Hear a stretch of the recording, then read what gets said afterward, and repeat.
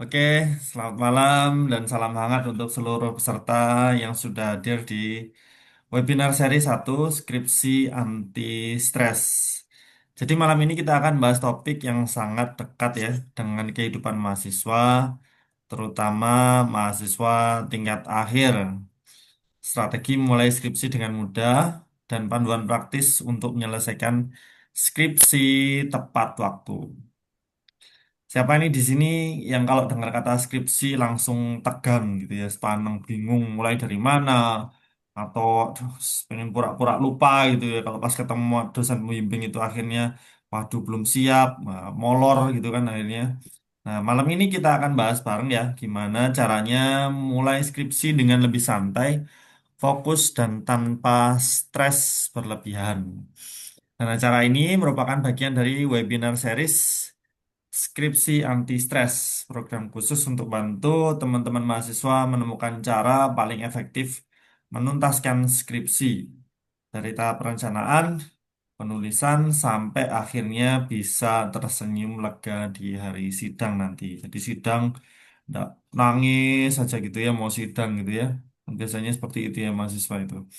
Jadi siapkan catatan terbaikmu dan yang tidak kalah penting, pastikan koneksi aman ya. Jangan sampai nanti informasinya dari narasumber terputus-putus. Karena narasumber kita malam ini akan berbagi tips dan strategi praktis yang bisa kamu terapkan bahkan mulai besok pagi. Dan pastikan kamu ikut sampai closing sesi terakhir ya, karena akan ada kejutan di akhir sesi. Oke, tanpa berlama-lama lagi, kita mulai perjalanan menuju skripsi yang selesai tepat waktu, bebas drama, dan penuh rasa bangga. Sebelumnya kita perkenalkan dulu narasumber kita yang luar biasa malam ini ya. Oke, saya share screen dulu. Oke, narasumber kita yang, yang luar biasa malam ini sudah kelihatan ya share screen-nya ya? Sudah kelihatan? Masih belum Mbak Putra. Oh, sebentar, sebentar.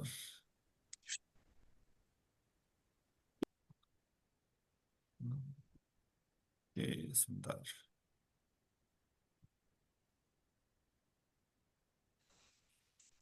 Oke, sudah kelihatan ya? Sudah. Oke, baik.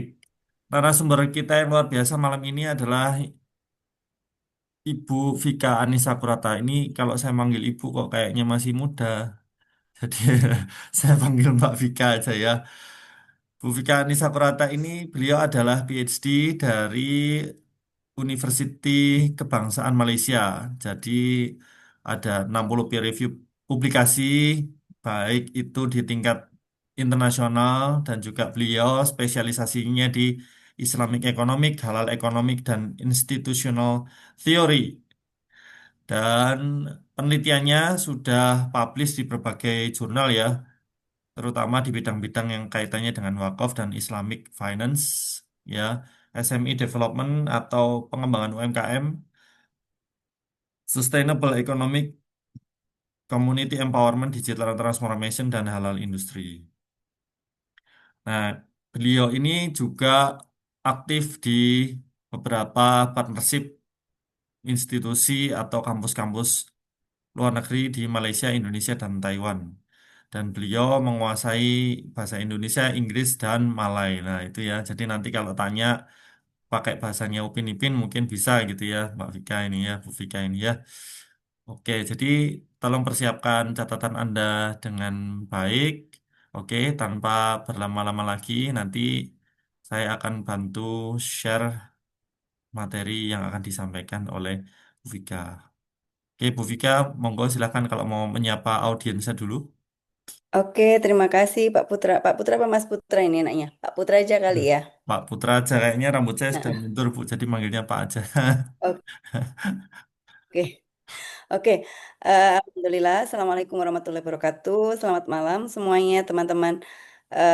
Ini ya teman-teman yang ada di sini.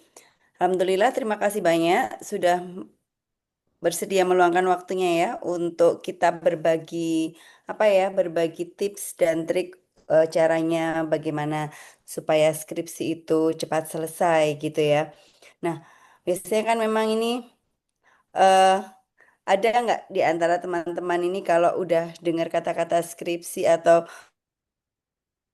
udah dikasih aba-aba sama departemen sudah waktunya pemilihan topik untuk skripsi ya. Nah, itu terus habis itu udah mulai deg-degan, terus habis itu keringat dingin, akhirnya wah mending nggak usah ngampus aja deh sekalian. Nah, ada mungkin ada beberapa yang kayak gitu ya, tapi ada juga yang oke lah, ini adalah momen yang aku tunggu-tunggu yang harus aku selesaikan ini karena ini adalah tujuan terakhirku gitu ya. Jadi ada dua dua dua kubu biasanya yang seperti itu. Tapi kebanyakan karena memang eh, sepertinya budaya kita itu adalah budaya untuk berbicara ya teman-teman ya. Kalau budaya untuk menulis itu agak agak sulit ya. Nah, makanya kenapa kalau kalau ngomongin tentang skripsi itu terus akhirnya jadi deg-degan kayak gitu. Nah, gimana sih caranya supaya skripsinya cepat selesai? Nah, saya dulu waktu S1 itu skripsinya juga cuma 1 semester sih. Bisa, alhamdulillah. Nah, makanya gimana caranya? Kita bedah ya satu persatu apa aja sih yang apa harus kita lakukan gitu ya untuk bisa menyelesaikan skripsi tanpa ribet-ribet, tanpa stres yang terlalu tinggi ya dan tepat waktu gitu. Boleh di-share Pak Putra?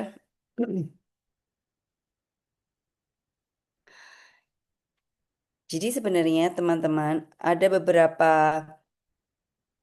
eh, ketakutan ya yang biasa dihadapi. Ini share screen-nya belum keluar Pak Putra. Oke. Ada beberapa ketakutan yang biasanya dihadapi oleh teman-teman gitu ya. Ketakutannya itu biasanya adalah dengan saya nggak tahu ini harus nulis apa, idenya bagaimana ini dapatnya. Nah, seperti itu kan kebanyakan kebanyakan yang dihadapi itu seperti itu. Makanya kenapa di sini nanti kita itu akan belajar tentang next Pak Putra. Yang pertama itu adalah eh, bagaimana caranya ya, setelah kita ngomongin tentang realitas skripsi, kita ngomongin tentang bagaimana sih gambaran dari proses skripsi itu sendiri. Terus kalau kita sudah tahu prosesnya, maka apa yang harus kita lakukan gitu ya. Yang keterkaitannya otomatis dengan manajemen waktu. Dan apa saja yang perlu kita miliki untuk menunjang produktivitas dari eh, penulisan skripsi itu sendiri. Biar lebih mudah gimana sih caranya? Nah, sekarang teman-teman di sini siapa yang sudah punya ide skripsi? Ada yang bisa angkat tangan nggak? Boleh gunakan fitur raise hand ya. Atau ada yang belum belum malah belum punya sama sekali? Ya, boleh open mic silakan atau pakai fitur raise hand. Belum Nah, punya sama sekali. belum punya sama sekali. Oke, ada yang belum punya sama sekali. Nah, biasanya karena belum punya sama sekali itu jadinya itu takut, gitu ya. Mitosnya itu adalah skripsi adalah sesuatu hal yang sangat menakutkan karena di sini nanti kita akan bertemu dengan dosen yang belum tentu pembimbingnya enak, nanti belum apa-apa sudah ditolak idenya, nanti belum lagi pengujinya, belum lagi pengambilan datanya. Nah, itu adalah ketakutan-ketakutan yang selalu gaungkan gitu ya selama ini ya. Nah, oleh karena itu, apa sih sebenarnya yang perlu kita ketahui gitu? Gimana sih caranya supaya lebih realistis kita supaya lebih bisa tahu eh, medan apa yang kita hadapi gitu ya. Nah, di sini teman-teman itu untuk tidak untuk mengatasi ketakutan itu, kalau tips dari saya yang satu, teman-teman harus tahu pembimbingnya teman-teman ini siapa. Bu, gimana, Mbak, gimana kalau misalkan pembimbingnya masih belum tahu? Nah, berarti teman-teman punya dua pilihan. Teman-teman menentukan topik yang teman-teman sukai, ya. Lalu teman-teman otomatis akan mencari dosen yang bisa membimbing teman-teman sesuai dengan topik yang teman-teman sukai tersebut. Gitu ya. Kenapa? Karena pembimbing itu ibaratnya adalah orang tua kita, gitu. Jadi, beliau itu yang akan membantu kita untuk menyelesaikan masalah yang kita buat, ya. Sebenarnya kalau bikin skripsi itu kan kayak kita cari-cari masalah gitu, terus kita harus menemukan solusinya gitu kan ya. Nah, orang ini itu yang perlu membantu kita, makanya dia harus ahli di bidangnya kayak gitu. Nah, gimana kalau pembimbingnya sudah ada? Itu akan lebih mudah. Kalau teman-teman sudah tahu siapa pembimbingnya teman-teman gitu ya. Nah, jadinya teman-teman bisa mencari topik atau ide yang sesuai dengan apa yang sedang diteliti beliau. Caranya gimana? Nah, kita punya yang namanya Google Scholar, ya. Masuk Google Scholar, nanti masukkan nama pembimbing teman-teman. Nah, di situ nanti akan tampak gitu. Dia ahlinya di dalam bidang apa? Contohnya kayak saya. Saya ahlinya di ekonomi Islam. Berarti saya akan membimbing kebanyakan topik yang berdasarkan ekonomi Islam.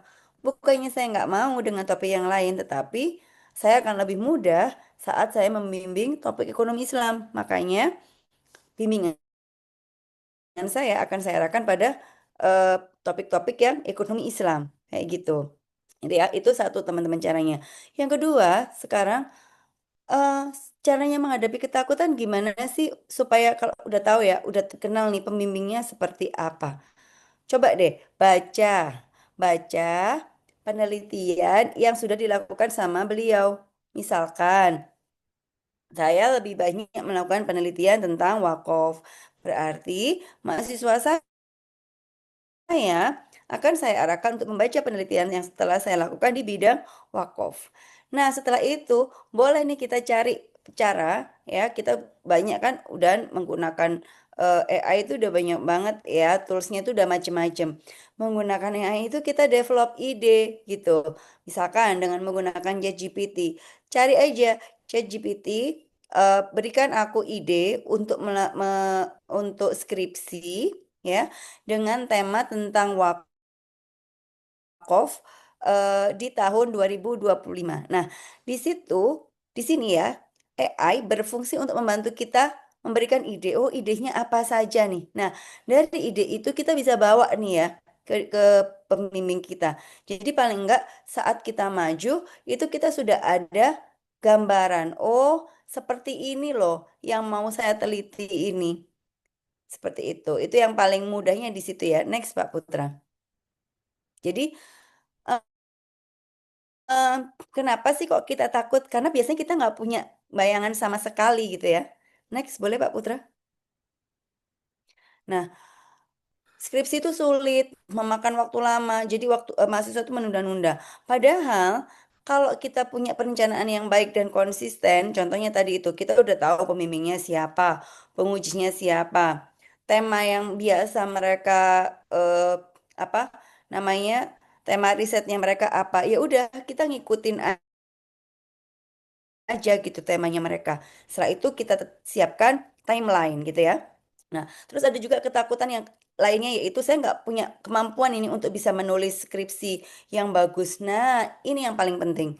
Skripsi yang baik adalah skripsi atau skripsi yang bagus adalah skripsi yang selesai ya. Ini semuanya, semua dosen pembimbing saya selalu bilang seperti itu. Saya pernah diginiin sama supervisor saya. You're not gonna save the world, Vika. Kamu tidak akan menyelamatkan dunia ini gitu. Jadi, yang harus kamu lakukan adalah menyelesaikan apa yang sudah kamu mulai, gitu ya. Jadi, eh, itu semua bisa dilakukan kalau kamu mau memulai apa yang sudah kamu kerjakan, gitu. Nah, kemampuan untuk menulis itu sebetulnya bisa dilatih dan ditingkatkan. Nanti ada beberapa tools ya yang bisa membantu teman-teman untuk melakukan proses penulisan itu gitu ya. Next Pak Putra. Nah, tahapan skripsi itu apa aja sih? Nah, yang pertama, eh, yang sudah saya jelaskan tadi itu adalah tahap satu ya, teman-teman ya. penyusunan proposal skripsi dan konsultasi dengan dosen pembimbing itu tadi itu udah tips dan triknya sedikit-sedikit udah saya spill ya. Itu merupakan tahap satu. Biasanya saya saya memberikan timeline pada mahasiswa saya itu di situ paling cuman 2 bulan ya. Jadi dua, 2-3 bulan itu sudah harus mereka betul-betul fix ya atas apa idenya mereka, latar belakang, literatur review dan metodologi. Pak Putra, ini ada reminder waktu mau di close dulu terus nanti balik lagi atau gimana nih? Mic-nya Pak Putra boleh dinyalakan dulu? Oh ya, oke. Sorry. Ini nanti kita masih ada waktu sekitar 5 menit Bu Vika. Oke. Jadi nanti Oke, jadi setelah masih 5 menit nanti saya timekeeper. Silakan nanti saya reminder ya Bu Vika ya. Oke, silakan dilanjut dulu.